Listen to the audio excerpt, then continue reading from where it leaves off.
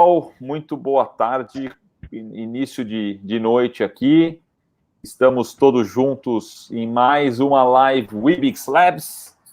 Hoje é dia 5 de agosto de 2020. E hoje temos dois convidados super especiais aqui para dividir na live, para a gente entrar em detalhes e falar um pouco mais sobre os aspectos jurídicos e legais dos tokens, né, e dos ativos digitais. Então, eu queria dar boas-vindas, eu vou apresentar os dois, faço questão de apresentar esses dois profissionais advogados. O tema da live hoje é ativos digitais e a legislação para as empresas. Eu sou Rubens Neisner, da Blockmaster, eu sou moderador hoje desse webinar, dessa live, e nós vamos ter conosco aqui hoje o Dr. Renato Opsi-Blum.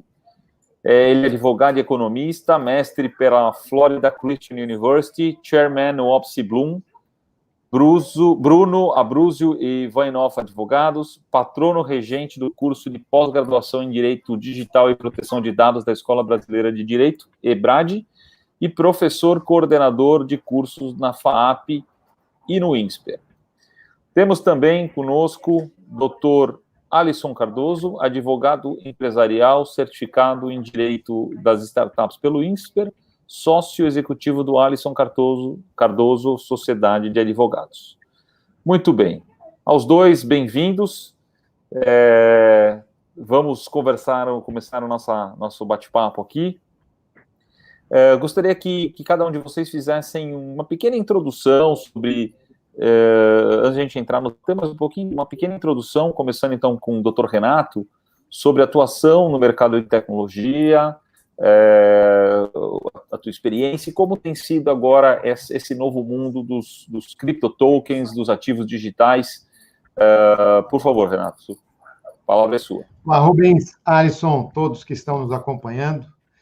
É uma satisfação, um prazer sempre participar e comentar e, enfim, opinar nesses debates, até para aprender junto com as questões que são colocadas no chat, enfim, isso é sempre muito rico, em função, especialmente, da dinâmica do direito digital, como eu gosto de chamar, o direito digital hoje que tem várias sub-áreas, uma delas envolve a utilização dos tokens como um todo. E dos tokens como um todo, eu digo, também chama a atenção também das criptomoedas, das startups, dos novos modelos de negócio que utilizam tokens. Falaremos aqui, sem dúvida, dos securities e dos utility tokens também, e de formas de investimento, sem dúvida nenhuma. Eu brinco que eu tive que voltar para a faculdade de economia, que eu me formei em 94, quando o mercado das criptomoedas começou a se intensificar. E confesso que não é fácil tentar entender, em função da ausência de uma justificativa da história da, entre aspas, moeda digital. Mas isso que alavanca, isso que é gostoso, isso que é bonito, isso que traz a criação e a inovação, novamente, principalmente dentro das startups, de todos esses novos modelos, em especial os tokens de utilidade ou de segurança, traduzindo aqui para o português, com finalidades e propósitos distintos também. E lembrei agora que participava, mês passado, de um encontro com várias pessoas de vários países, e uma discussão que surgiu muito interessante, relacionada, né, ao utility token, foi com relação aos stablecoins, também que, sem dúvida, talvez a gente consiga, talvez não, espero que a gente consiga um espaçozinho para falar um pouco mais. Então, muito obrigado.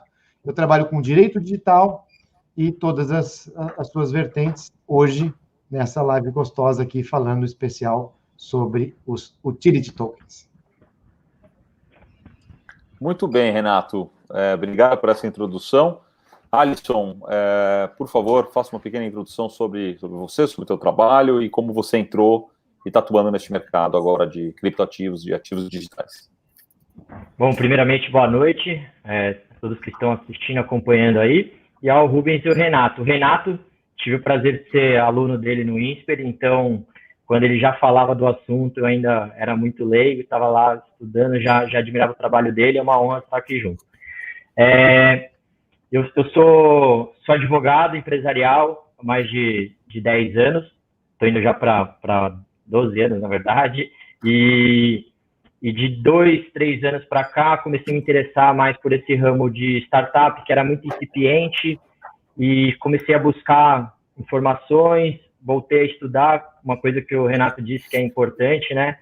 E me deparei com um mercado totalmente novo. Na época era incipiente, a gente tinha poucas movimentações aqui no Brasil, mas já chamava atenção. E o que eu percebi é que os advogados queriam muito mais adequar a forma da startup que era feita para o mundo deles, do que o advogado se adaptar para o mundo da startup, que ela demanda uma velocidade maior, uma agilidade, uma mentalidade fora da caixa, porque os empreendedores eles estão fazendo soluções das mais variadas, o qual não tem o amparo jurídico. Então, aí entra a função do novo advogado, acho que está bem disseminado isso também, que é de entender e formatar como é que a gente pode fazer esse negócio dar certo. Dentro desse assunto do direito digital, startup, entra com certeza aí os criptoativos, que é um tema muito extenso, o qual a gente tem referências externas.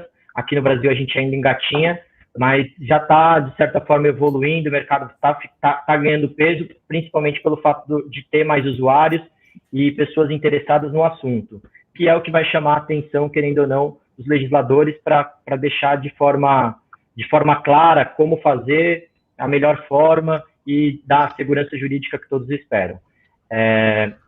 Bom, espero que nossa conversa aqui seja muito boa e que eu aprenda com vocês da mesma forma que eu possa ajudá-los a esclarecer alguns pontos aí. Contem comigo. Obrigado, Rubens. Legal, Alisson.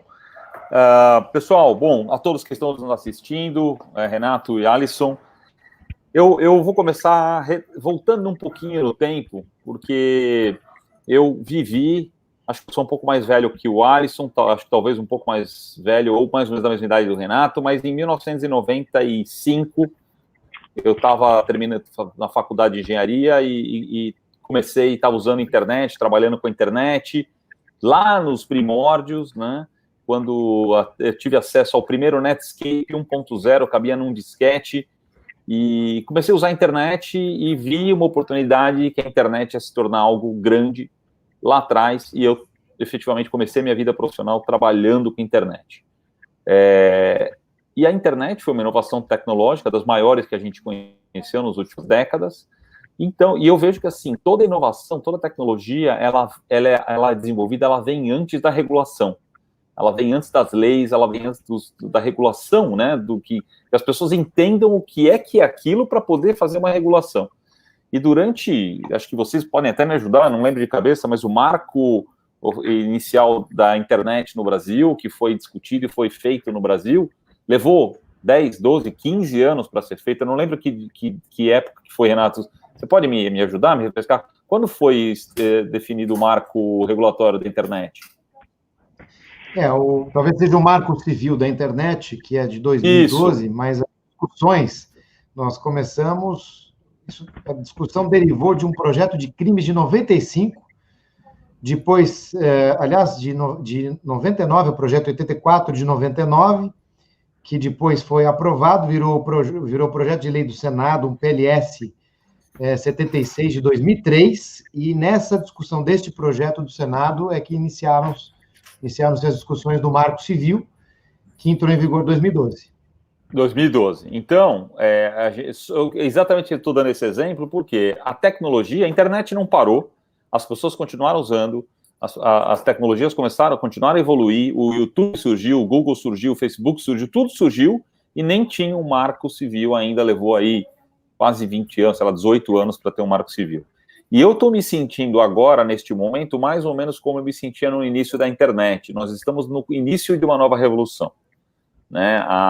Os tokens digitais, os criptotokens, o pagamento e a transferência de ativos de forma peer-to-peer, sem você precisar ter um terceiro para validar aquilo, é algo disruptivo e vai mudar muito a forma como as pessoas transacionam valores, bens e tal.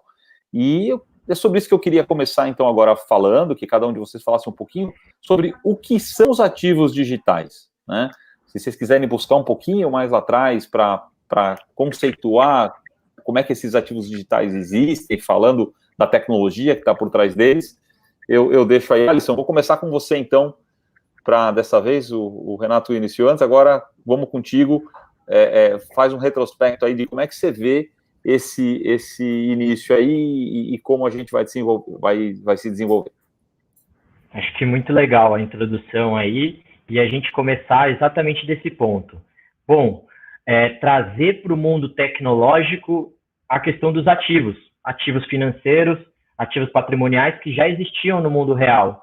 Quando a gente traz ele para o mundo tecnológico, que conseguiu fazer por meio do uso da blockchain? Conseguiu trazer vamos dizer assim, uma confiança para que você tenha algo e você seja o detentor desse ativo. Porque hoje, no mundo real, o que a gente tem? A gente tem um ativo, mas a gente pega um papel e tem aquela confiança de que aquilo pertence a gente. O que gerou isso? O mercado trouxe o direito em si, e aquele papel atesta que você é detentor disso, e você tem essa confiança, mas de fato, nem sempre está com você o seu ativo.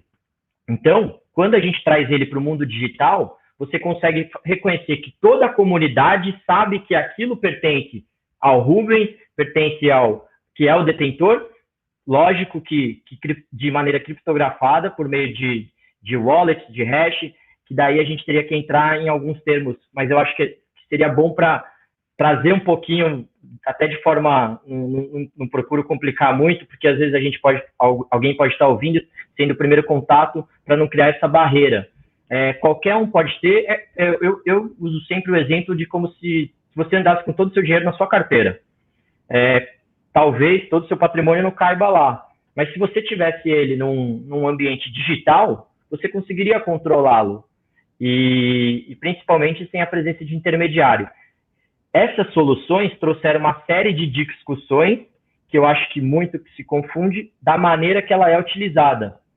Então, em razão da ausência de regulamento, que foi algo que a gente falou, alguns países começaram a adotar algumas soluções permitindo ou não permitindo, e traz essa discussão para o nosso dia a dia, porque você utiliza e fica na dúvida, o que eu posso, o que eu não posso fazer, por conta desse cenário todo. Acho que eu não quis dar uma definição legal aqui, e hoje, mas eu quis passar algo como no dia a dia você pode pensar, tá? Algo basicamente como isso aí, e que tem aplicação restritamente tecnológica, tá? Rubens. Legal, Alisson. Sim, vamos lá, Renato, tua vez.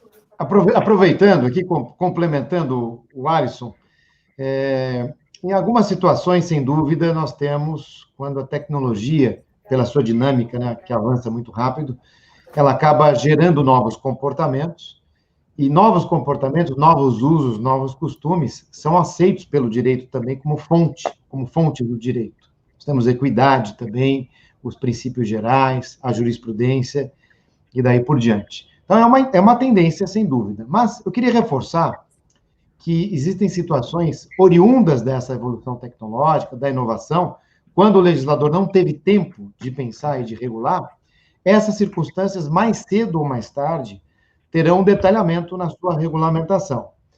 Seja de uma forma mais rápida pelos órgãos ou agências ou autoridades já existentes, que conseguem fazer isso mais rápido por força de instruções normativas, portarias, circulares, enfim, atos administrativos, seja efetivamente por projetos de lei, leis ordinárias aprovadas, discutidas pelo Congresso Nacional. Existe uma situação curiosa que eu quero lembrar, em que o legislador conseguiu se antecipar um pouco com relação aos arranjos de pagamento. E por que eu estou fazendo esse link com os arranjos de pagamento? Porque quando a gente fala dos ativos digitais, das criptocoins, das coins, dos tokens, tudo isso está, de uma forma direta ou indireta, dentro da questão financeira, da questão econômica. E o que eu quero dizer na prática é que, como já foi dito, inclusive, pelo Alisson, nós temos uma tendência agora de uma regulação um pouquinho mais próxima. Essa regulação, ela começa, sem dúvida, por parte dos entes reguladores econômicos, mas sem prejuízo do avanço das relações de consumo, por exemplo, na proteção de dados, na parte do direito societário, nos investimentos, nas fusões, nas aquisições e daí por diante. E o impacto também muito importante, que está no início do nosso bate-papo, o impacto um pouco disruptivo, até como novas oportunidades econômicas com a utilização das coins. Eu até citei a stablecoin, que seria uma coin vinculada, por exemplo, ao índice de uma moeda, enfim, do dólar, do real e daí por diante. Alguns governos estão usando essas experiências, alguns de forma mais responsável, outras de forma mais experimental, vamos chamar assim, mas dentro dessa salada toda, eu vejo como irreversível o uso dos tokens, das coins e de todo esse sistema de, não vou chamar de pagamentos, mas sistema econômico como um todo. Quando a gente fala nas coins, a gente lembra toda a estrutura dos blockchains, todas as mais de 2.000 e poucas moedas já existentes, o Bitcoin é a mais famosa, a primeira delas, que começaram servindo como uma moeda de troca, e hoje tem a sua conversão, tem a sua paridade, tem o seu investimento, inclusive com fundos, no mercado financeiro como um todo, que novamente exige regulação. Muito bem. Não, foram ótimas introduções. Assim como eu participei do início da internet, lá em 1994, 95, eu também, em 2016, não no início de tudo, né, o Bitcoin surgiu aí em 2008 e começou a ser minerado em 2009. Em 2016, eu tomei contato com isso. No início, eu confesso para vocês que 2 amigos meus, nerds, o Ricardo e o Marcelo, me falaram muito sobre Bitcoin. Eu comecei a ler alguma coisa, eu falei, isso é coisa de nerd, isso aí não vai acontecer nunca, isso aí, imagina, tal. Até que eu li um paper do Satoshi e li mais algum num final de semana e vi que era incrível essa inovação, né? E aí não parei mais. Aí de lá para cá, eu me entusiasmo e leio sobre o assunto e quero aprender sobre o assunto. O fato é que nesses últimos 3 ou 4 anos, muita coisa aconteceu, esse ecossistema se desenvolveu muito, o Bitcoin saiu de um hash rate já grande, e há 3, 4 anos atrás, para hoje ele é praticamente 250, 300 vezes maior o hash rate do Bitcoin, e exatamente por isso que ele é o maior, né, e o mais famoso e o mais forte. Ele tem um hash rate, ou seja, para quem está ouvindo a gente, o Bitcoin tem um poder computacional empregado na geração dos seus blocos e na sua manutenção de rede e na confirmação das transações gigantesco, né? E outras criptomoedas, Ethereum e outras que estão por aí também ascendendo com as suas aplicações. Então, eu queria entrar agora um pouquinho mais nesse universo dos altcoins ou dos tokens em geral, explicar um pouquinho para o pessoal o que são os security tokens, né? Explicar esse universo de tokens, o que é o security token, o que é o utility token, o que é o payment token, para o pessoal entender, e aí a gente falar um pouquinho mais adiante da Wibix, que se encaixa num desses modelos, num desses tipos. Então, deixo com vocês aí.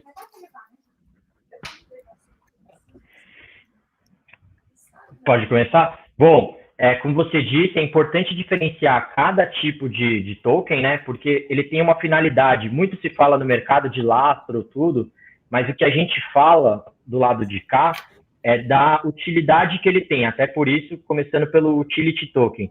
Quando ele é utilizado para prestação de algum tipo de serviço, contrapartida para o usuário, ele pode usar para outras coisas, além das transações que são realizadas, ele tem essa característica de utilidade, por isso é dado esse nome. Já os demais têm outras finalidades, como você disse, tem o Security Token, que ele tem um valor agregado ali a ele, certo? E desculpa, qual foi o outro que você falou, Rubem? O Payment Token, né? O Payment Bitcoin, Token, que serve como pagamento mesmo, meio de valor ali, e tem o seu valor agregado para transações mesmo. E interessante destacar que cada um desses ele tem uma finalidade específica, o qual é descrita no white paper, no ICO. Então, sempre que a moeda ela é emitida, chamando de moeda aqui geral, né, o token emitido, ele tem todos esses fundamentos baseados no white paper, e cada cada uma das iniciativas estão fundamentadas e estão bem explicadas. Então, o que eu recomendo até para o usuário? Sempre que você tiver contato, como o Renato bem disse, estão mais de 2.000 já, mais de 2.000 tokens. E muito se fala no mercado de Bitcoin, mas as outras, poucos sabem. O próprio Ethereum, que é muito forte, poucas pessoas sabem, mesmo quando dizem conhecer o mercado de criptoativos. E tem um volume enorme, tudo isso. Então, vá no white paper e veja os fundamentos que estão baseados naquela moeda. Fazendo uma comparação com o mercado financeiro, já que é muito próximo, e a gente no começo falou que a tecnologia está trazendo esse mercado financeiro para o mundo tecnológico, seria você analisar os fundamentos da empresa que você está comprando ações, por exemplo. Então, você está vendo como que ela funciona, quais são os objetivos, como que vai ser disseminado, como serão publicados esses tokens no mercado, como que eles serão lançados, e por aí vai. Tá? Acho que o Renato pode complementar. Legal. Renato, por favor. Só com relação aos security tokens, né, que são, na verdade, ativos relacionados a um valor, uma moeda, um investimento, né?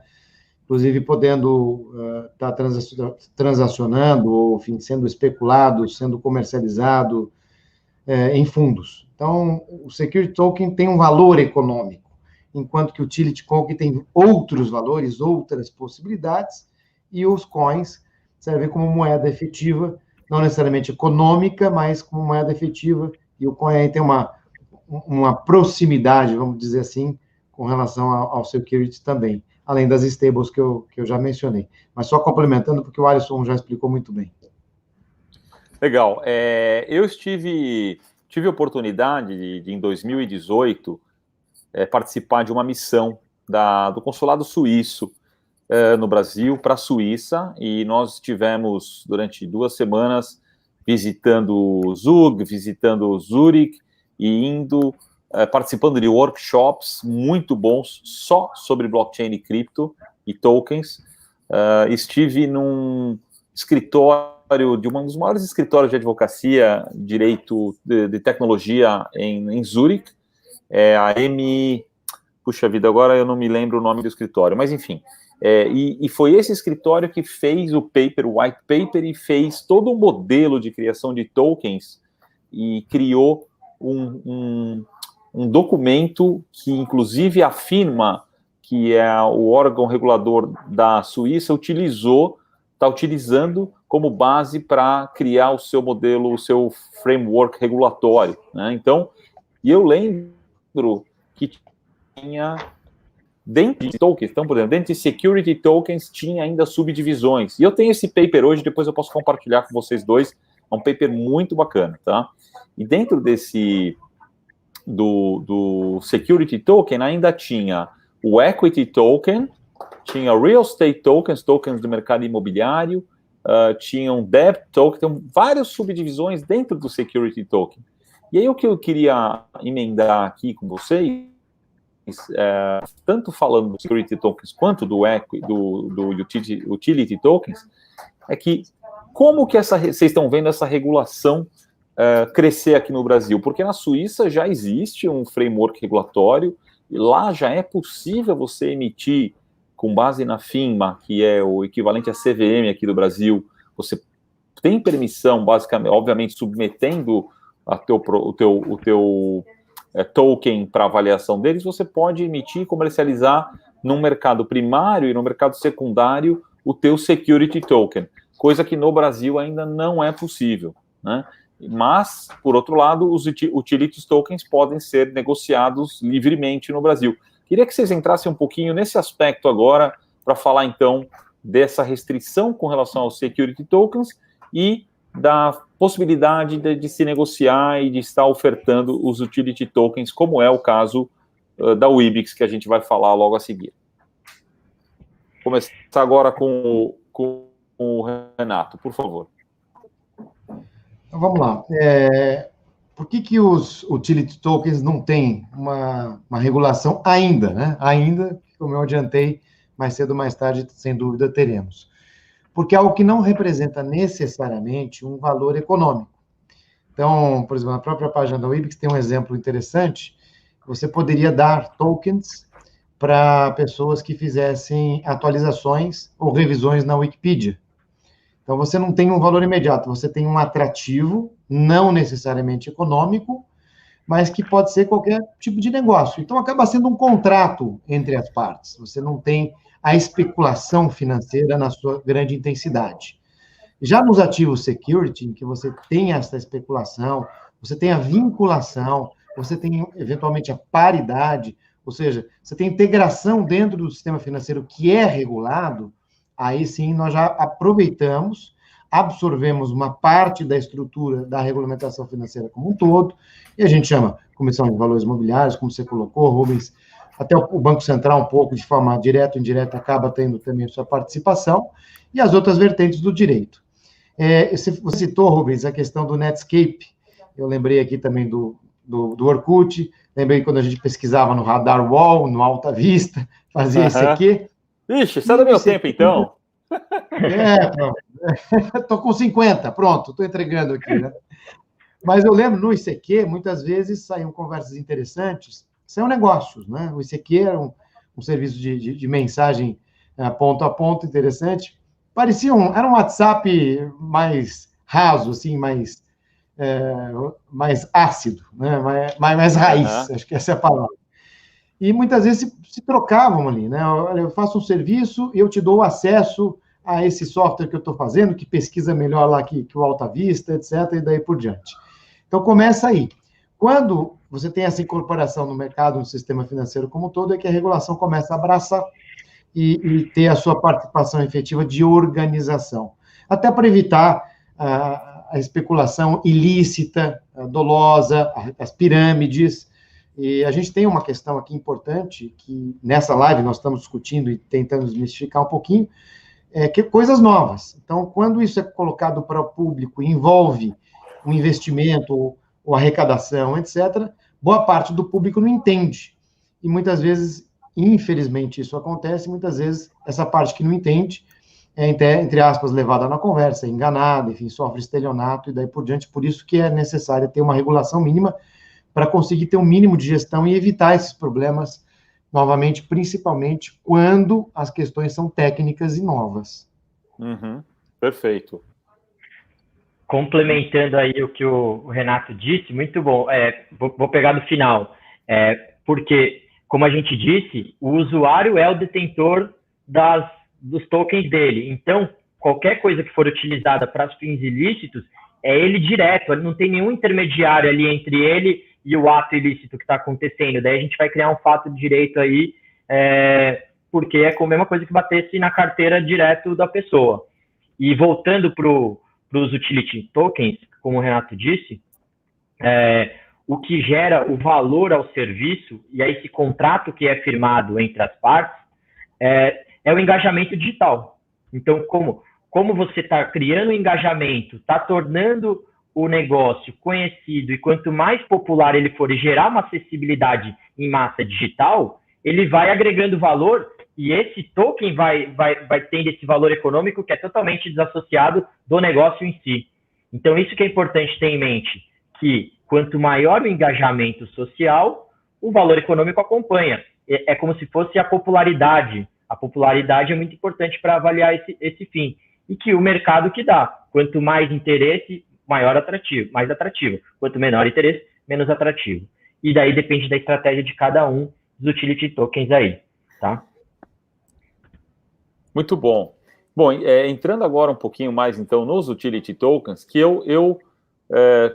para quem... Eu vou dar um exemplo que eu acho que é interessante, até vocês podem me corrigir ou complementar, se vocês acharem... Porque eu não sou advogado, eu não tenho uma visão jurídica tão boa quanto vocês, mas eu gosto de comparar o utility token como um programa de milhagem, né? Você tem as milhas da Múltiplos, ou do Smiles, ou do Dots, tem vários programas de fidelidade, de milhagem, e no caso da Wibix, a gente tem, eu vejo também como um programa de fidelidade, que premia os seus usuários com tokens Wibix por estarem ajudando o ecossistema a crescer. Então, é um programa de milhagem e as milhas, elas vão sendo ganhas por tarefas, né, que cada um dos usuários vão executando, vão fazendo, que podem usar no final essas milhas, esses tokens, que na verdade, né, são milhas em formato de tokens, aí que vem, então, que realização ou token é exatamente isso, ele representa ou um ativo, ou ele pode representar pontos, né? No caso do Wibix, ele representa pontos do sistema, que é de milhas que você está ganhando, e que tem, de certa forma, acaba tendo um valor monetário, porque você pode trocar esses tokens por produtos e serviços, certo? Então, o Wibix você vai juntando, e aí você vai lá num estabelecimento que, olha, nós aceitamos o Wibix, ele pode receber. E, na verdade, esse estabelecimento, ele tanto aceita como pagamento pelos seus produtos e serviços, como ele dá o Wibix, né? Ele cede e fornece o Wibix para os seus clientes divulgarem os seus produtos e serviços.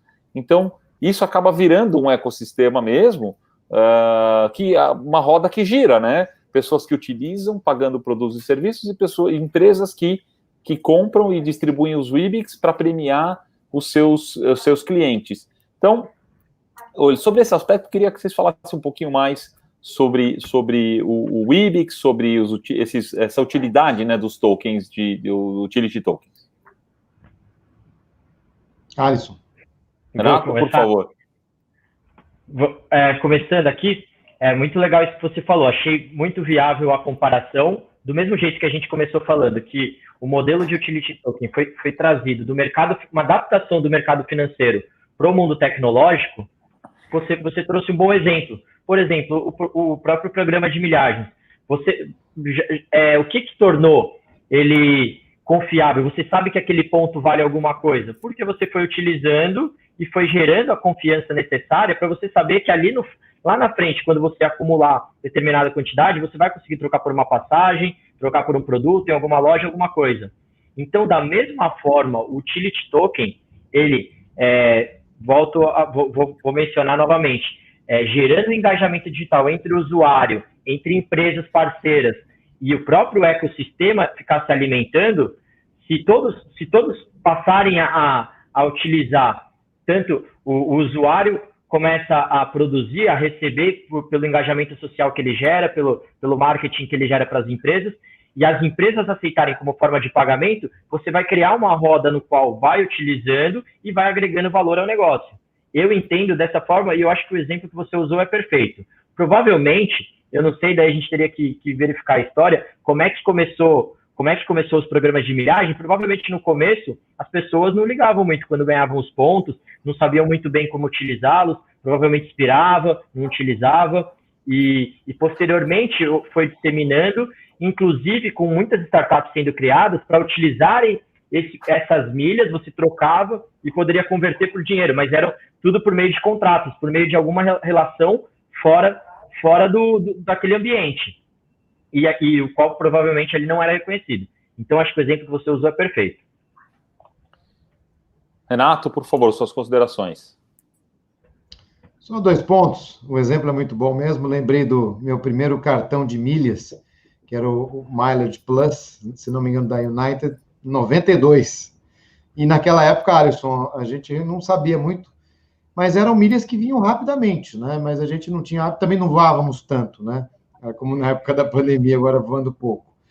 Mas eu lembro também do DOTS, né? O DOTS, eu acho que é um bom comparativo para a gente citar aqui como um dos precursores dessas trocas ou dessas... Não deixa de ser também um token, né? Porque Sim. É algo que não tem valor financeiro, mas o DOTS é um exemplo que acho que facilita para as pessoas que estão conosco aqui terem uma visão ainda que mais superficial, mas de como funciona essa troca, no caso dos utilities. Apenas isso, Rubens. Legal. Eu gostaria de fazer uma consideração, porque nas minhas palestras, quando eu falo de blockchain, eu dou exemplo, né, dos utility tokens, a grande diferença que eu vejo também, além de outros benefícios, pelo fato de utilizar blockchain e ser descentralizada, é que você detém os tokens e os tokens da Wibix ficam numa wallet sua, né? Ao passo que, quando você tem os seus pontos lá na Múltiplos, os pontos estão lá no banco de dados da Múltiplos, né? Você não tem como pegar os pontos, transferir ele para uma propriedade, para uma wallet sua, ou porque ele é sua propriedade. Você pode, eventualmente, querer doar ele ou dar ele para alguém. Na Múltiplos, ou na Smiles, ou nesses programas em geral de fidelidade, isso não é possível. Inclusive, as milhas expiram. Se você não utiliza ela depois de 2 anos ou 3 anos, elas expiram, e expira significa aquele dinheiro, aquele valor se perde, você perde aquele valor. Já quando a gente tem, no caso da Wibix, que é um Utility Token, e você compra, a gente não tem, você detém os tokens ficam contigo e você não expira, né? Os tokens não expiram. Então, isso é bastante interessante, e esse é um grande diferencial desses programas de milhagem como o Wibix, que você detém o token e você pode transferir ele para quem você quiser, a hora que você quiser. Experimenta, Renato ou Alisson, você querer transferir para sua irmã, para sua mãe, seja para quem for, o pontos do programa da Latam ou da Smiles, para ver se você consegue. Não dá, né? Difícil fazer isso. Aqui já, numa wallet, em 10 segundos, você transfere os tokens. Bom, pessoal, vamos partir para as perguntas agora. Acho que a gente já esclareceu a diferença entre aí os tipos de tokens, security. Vamos responder, vamos ver a primeira pergunta aqui do Leonardo Sancinetti. Uma vez que as pessoas podem gerar as moedas através do compartilhamento e marketing de marcas, isso não reduz o valor da moeda em si? Posso responder essa? Pode. Acho que encaixou perfeitamente a pergunta aí com o que a gente estava falando, justamente o que você falou. A eliminação da necessidade de um intermediário e o fato de você ter o valor na sua wallet ali, isso agrega valor. E como a gente já discutiu aqui, o engajamento, quanto maior o engajamento, melhor. Pelo contrário, eu acho que ele fez a pergunta falando, isso não reduz o valor do valor. Eu acredito que quanto maior o engajamento do usuário com a marca, maior o valor. Mas, lógico, sempre deixar claro que o valor de um token, de uma moeda, o que dá é o mercado. Quanto maior a procura, é a lei da oferta e da procura. Se a gente pudesse prever algo, todo mundo aqui estaria milionário. Mas acho que a questão é essa. Você saber que exige uma contrapartida para acontecer uma variação. Não é necessariamente, foi por essa ou por aquela ação. É o mercado em si. Entendi, perfeito. Então vamos para a próxima pergunta. O Leonardo Sancinetti, uma vez que ela é vendida através de uma ação digital, como funciona a sua valorização nesse cenário? Ficou claro? Deixa eu ver se eu entendi a pergunta. Uma vez que o token, né, a ação, ela é vendida através de uma ação digital, eu acho que eu peguei. Tá. Eu acho que eu peguei. Você pode, no caso do Security Token, fazer o investimento, usar como investimentos, né? E como investimentos, você se submete pela paridade ou vinculação com outras moedas ou mesmo outros fundos, você vincula a instabilidade ou estabilidade desses fundos. Então, quando você usa o Security Token, nesse caso, para investimento, você se vincula ao mercado financeiro como um todo. Inclusive, podendo até fazer uma vinculação indireta com ações em si, token versus ações, alguma coisa nessa linha. Então, aí a gente depende da atividade do mercado financeiro como um todo, do recurso que foi investido, do fundo que está utilizando aquele token. Muito bem, tá joia. Próxima pergunta, o José Lucas. Como o governo pode incentivar a entrada de novas empresas no mercado de ativos digitais? Por favor. Acho que da mesma forma que a gente falou aqui, o direito ele acompanha o que está acontecendo. Tenho certeza que o Banco Central, o CVM, a Receita Federal já tem até instruções normativas, algumas orientações, e acredito que muito parecido com o que aconteceu no mercado das fintechs, vai existir uma sandbox aí, que é o que está acontecendo, não sei se o Renato concorda aí, ele deve ter até mais próximo aí aos órgãos, de deixar o mercado um pouco acontecer dentro desse cenário, para esperar o que acontece, porque se você regula muito, você vai travar no começo e talvez pode perder o momento. E não é interessante também para o governo perder um momento, e a gente está vivendo aí uma pandemia, uma crise econômica, você criar algo, cortar na raiz. Então, eu acredito que deixa acontecer, deixa o mercado se autocaminhar, né, ver como é que está acontecendo, para aí sim, ver uma legislação que já seja amparada no que está acontecendo, para não fazer algo que seja totalmente retroativo. Legal. Renato, deixa eu te perguntar uma coisa. Você deve provavelmente estar acompanhando essa sandbox da CVM e tudo mais, né, para os ativos digitais. Você, bom, eu acredito que isso foi uma iniciativa excelente deles. Queria saber como você está vendo isso e se você está percebendo que a CVM ou os órgãos do Brasil estão olhando para adaptar o que está sendo feito lá fora, na Suíça, nos Estados Unidos, em outros países, aqui no Brasil. Sem dúvida. A Sandbox é um exemplo importante, bem oportuno, serve como um mecanismo de acomodação, de estudo, de experiência, do recebimento de sugestões, de identificação do mercado. É um modelo muito bom nessa questão do hiato, né, da tecnologia vir antes da regulação. Então, quando for possível fazer a sandbox, não houver nenhum impacto nocivo ao mercado, é sempre um bom modelo. E é um modelo que vem de inspiração, sem dúvida. Você citou, Rubens, do modelo suíço, que sempre dita uma série de comportamentos interessantes nessa linha, os modelos europeus também nessa linha. Alguns estados norte-americanos também têm vanguarda nesse sentido, com esse objetivo, de forma que o sandbox veio para ficar. Sempre que possível, eu acho que o resultado daquilo que você coloca no sandbox, dá algumas flexibilizações, faz alguns testes, mais ou menos o que está acontecendo com o Pix, né? Hoje em dia, a questão do WhatsApp Pay, etc. Isso é sempre relevante, isso valoriza e traz uma regulação mais técnica e mais objetiva. Muito bem, vamos para mais uma pergunta. E o José Lucas.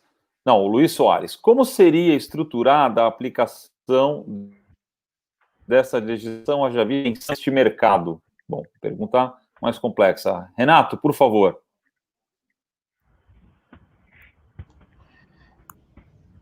Bom, a legislação ela vai acontecer de forma setorial, então, com interpretações dos órgãos reguladores, Banco Central, CVM, talvez alguma outra agência setorial, a própria Autoridade Nacional de Proteção de Dados, a futura autoridade, enfim. E pode ser que também tenhamos uma legislação mais específica do ponto de vista de uma lei ordinária, né? Como discussão aí no Congresso Nacional, aprovação na Câmara, no Senado, algo mais genérico, talvez dando alguns poderes, criando talvez aí algum outro órgão, alguma coisa nessa linha. Então, dessa forma que deve vir. Primeiro, como já está acontecendo, com essas iniciativas dos entes reguladores do mercado financeiro, e talvez no segundo momento com uma regulação ordinária. Posso te fazer uma pergunta pessoal, porque é um mercado com a qual eu estou, ou para vocês dois, ambos, né, obviamente, é um mercado com o qual eu estou envolvido, e eu acredito muito no potencial desse mercado, que são os real estate tokens, os tokens de mercado imobiliário, né?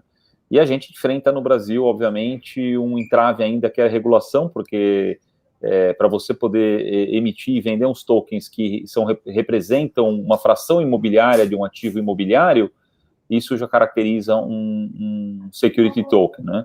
Como vocês veem isso acontecendo no mercado brasileiro? Vocês acreditam que a gente vai ter uma regulação para isso em breve, 1 ano, 2 anos, 3 anos? O que vocês... se vocês já tiveram alguma demanda de algum cliente de vocês para essa área, para poder emitir um security token lastreado num imóvel? Pode responder qualquer um dos dois que já tiver tido. Já vi algumas demandas para isso, mas aí sim, quando a gente fala do mercado imobiliário, tem restrição da CVM e acaba barrando nesse momento. O que eu imagino? Eu imagino que há modelos bem-sucedidos lá fora. Acredito que do Real Estate Token, nos Estados Unidos já tem alguma coisa, alguns estados, e, como você disse também, Suíça. A Estônia, estou para te falar que ela já está praticamente 100% do mercado dela em blockchain, ou era uma meta, tá? Desculpa se eu estiver falando alguma coisa em porcentagem, mas então aqui no Brasil, por enquanto, inviabilizaria a estruturação do negócio, mas pensando a longo prazo, acredito que vai ser algo que vai acontecer inevitavelmente, seja tokenizando o imóvel em si ou um fundo imobiliário, mas aí sim precisa ter autorização da CVM e amparo legal também. Rubens. Renato, alguma consideração? Sim. Eu estou só com um problema de tempo aqui, que eu vou participar já de uma outra sequência, então eu vou pedir desculpas aqui e vou ter que sair. Não tem problema, Renato, eu sabia que você tinha um compromisso depois. Queria agradecer a tua participação, muito obrigado, prazer te conhecer pessoalmente, virtualmente, né? A gente se cruza aí, se Deus quiser, nos palcos aí físicos logo em breve. E obrigado pela tua participação, colaboração, tá bem? Uma boa noite para você. Eu continuo aqui com o Alisson mais um pouco, tá bom? Prazer em revê-lo, Alisson. Uma boa noite a todos. Muito obrigado, um abraço. Um abraço. Obrigado, boa noite. Obrigado. Alisson, então vamos lá. A gente tem mais uma ou duas perguntas aqui. Davi Gomes. É seguro juridicamente adquirir o IBIX? No futuro, não temos o risco do governo confiscar? É uma boa pergunta. Boa pergunta.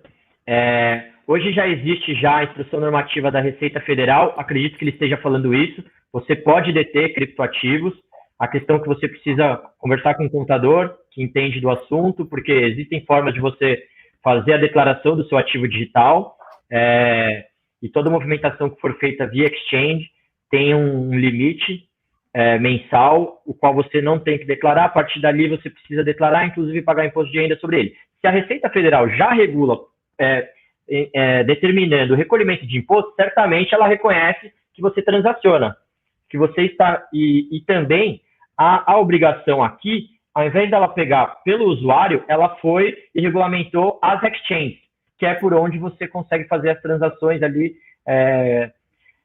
direta por meio de uma exchange. Se for peer-to-peer, você precisa, junto com o seu contador, fazer essa declaração. Então, quem está assistindo, que estiver fazendo essas transações, muito cuidado, e vale a pena conversar com o contador para não criar nenhum passivo aí e fazer não fazer nenhuma transação que possa te causar um débito com a Receita Federal. Mas acho que é isso, né? Acho que você está concordando, Rubens? Claro, concordo. Eu acho que se a Receita Federal for lá, os tokens, eles são uma nova modalidade de ativos, né? Assim como ações, títulos de renda fixa, os tokens, Bitcoin, Ethereum, Wibix, todos os tokens são ativos, têm que ser declarados, e obviamente quando você compra um token, ou quando você compra Bitcoin, ou quando você compra o Wibix, o que você está fazendo é uma transferência de um ativo para outro. Você tinha reais na sua conta corrente ou numa aplicação financeira que provavelmente estava declarado no seu imposto de renda, que você tinha aquela aplicação. Se não estava declarado, você já está errando, porque deveria estar. Então, uma vez que você tem aquela aplicação declarada e você tinha, digamos, 5 mil reais ali declarado num CDB, você vai sacar 2 mil reais para comprar Bitcoin ou Wibix ou qualquer ativo digital. Você tem origem, você está tirando de um ativo que é um CDB e vai, então, alocar num ativo digital agora. Na tua declaração do ano que vem, você vai falar, olha, eu tinha 5 mil aqui no CDB, agora só tenho 3 mil, e esses 2 mil aqui eu usei para comprar esses ativos digitais que você está declarando, né? Então, não tem por que não declarar, né? E, obviamente, você tem que pagar ganho de capital. Se você comprar um ativo Bitcoin por 10 mil reais, vender ele por 20 mil reais, nesse caso você não vai pagar, porque está dentro do limite de isenção, mas se passar, se não me engano, se passar de 20, não é isso? Se você comprar por 10 mil e vender por 25 mil reais. É isso mesmo. Cortou para mim, mas eu vi que estava falando isso. Então, se você comprar por 10 mil e vender por 25 mil reais, você já está passando dos 20 mil de limite, então você vai pagar 15% sobre o teu lucro, que é de 15 mil reais. Agora, tem uma sacada. Você pode, vamos supor que você comprou por 10 mil, e chegou a 25 mil reais, e nós estamos no dia 28 de agosto agora. Você não precisa vender os 25 mil reais nesse mês, você vende, digamos, 15 mil este mês, e no dia 2 de setembro você vende mais os outros 10 mil reais. Então você não vendeu os 25 mil reais dentro de um mês, você vendeu 15 mil no mês e 10 mil no outro. Aí você não paga nenhum imposto. Tá certo? Exatamente, porque a instrução normativa fala que é limite mensal, né? Exatamente. Exato. Então, acho que tem uma outra pergunta. Totalmente dentro da instrução normativa. Desculpa que Perdão? aconteceu. Travou aí, mas acho que você concluiu, né? Não, concluí. Vamos lá, vamos para a última pergunta aqui do Tavares. Como o gerenciamento de um ativo digital, o IBIX, contribui para uma estratégia de marketing? Tá.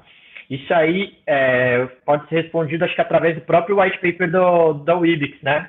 Que eles mencionam que como que ele vai trazer o usuário e como que ele vai remunerar o usuário. Eu estou simplificando muito, até me desculpa o pessoal do IBIX aí, depois eles me corrijam se eu estiver errado alguma coisa, mas qual foi a grande ideia e a grande sacada deles? Toda empresa, grande empresa, ela tem uma verba destinada para marketing e ela faz diversas ações mais variadas.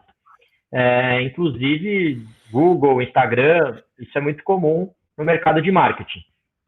Quando você traz para o usuário ser remunerado pelo engajamento que ele gerar, seja por compartilhamento ou algumas coisas, por meio da blockchain ele consegue monitorar quem fez aquele link chegar até o usuário final, e o usuário está sendo remunerado por isso. É uma verba que já existia no mercado, a empresa que fez o investimento, porque para ela é interessante, e ela está sabendo exatamente quem foi a remuneração. Vamos supor se fosse no mundo antigo. A gente falou muito do mundo antigo, da época do disquete.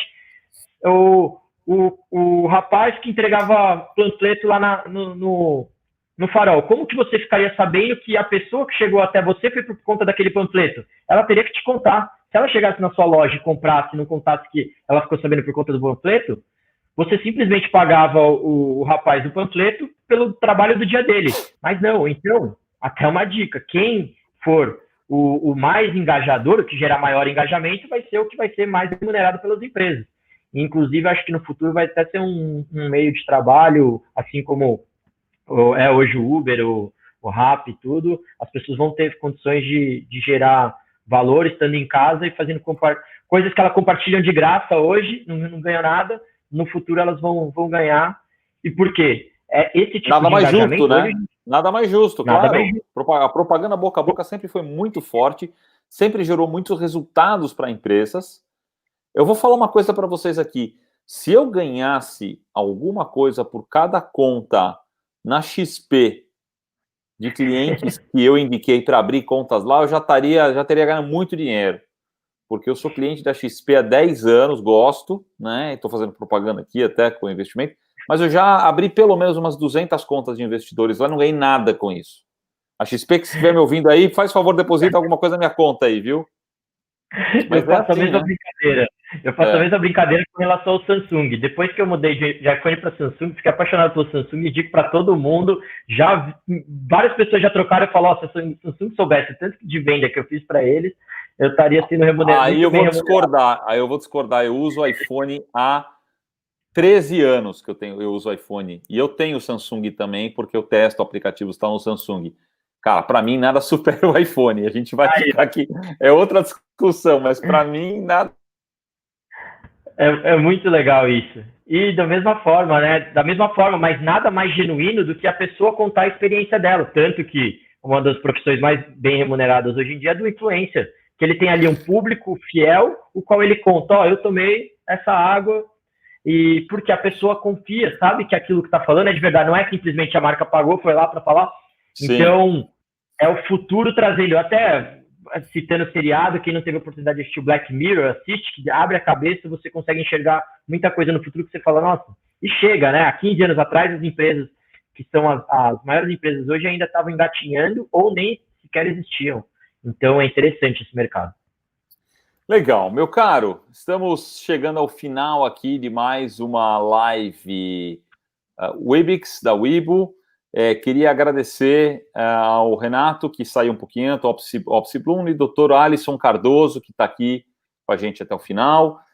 Queria deixar aqui o Instagram do Opsi Bloom Academy, que é www.instagram.com/Opsi Bloom Academy, para quem quiser acessar o Instagram da Opsi Bloom, tá joia? E, obviamente, o webix.com.io, para quem quiser também baixar sua carteira e começar a usar e compartilhar e ganhar o Webix e utilizar os tokens, tá bom? Nosso Instagram é @alguma coisa que vocês querem, produção, mais alguma informação, mais algum recado final, ou tudo tranquilo? Então, acho que é isso. Alisson, muito obrigado. Pode, faz o teu merchan aí, vai, faz o merchan aí do teu escritório. Se alguém tiver alguma dúvida, tem o perfil no LinkedIn, que é onde eu converso mais sobre esses assuntos. Tem bastante coisa lá sobre startup, direito empresarial. Tem todos os meus contatos lá. O LinkedIn que está do meu nome, do jeito que escreve aí. E fiquem à vontade para mandar perguntas. Se tiverem dúvidas, o escritório vai ter um prazer em atendê-los. E obrigado, Rubens. Foi um prazer falar com você, compartilhar da sua experiência. Legal que seja ativo, já está há bastante tempo. Eu, como eu disse, caí de cabeça alguns anos atrás e é fascinante trabalhar nesse mercado e a gente vê que tem algo acontecendo. Como o Renato disse, demora um tempo para o direito, mas o direito alcança, não inevitavelmente alcança. E vamos ver se nós conhecemos pessoalmente. Obrigado. Legal. Alisson, vou te adicionar no LinkedIn. Aceita aí, por favor. Não vai me recusar, hein? Tá. Que isso. Joia. Vou te adicionar aqui. E a audiência, todo mundo que está aí, muito obrigado. Agradeço aí a presença de vocês, as perguntas, a colaboração. Espero que vocês tenham gostado desse bate-papo aqui, que foi bacana. Eu poderia ficar mais horas aqui conversando sobre isso, mas fica para uma próxima, tá bom? Alisson, boa noite. A todos, boa noite. E até o próximo Webix Live. Um abraço. Boa noite. Boa noite. Obrigado, pessoal. Valeu. Obrigado. Tchau. Tchau.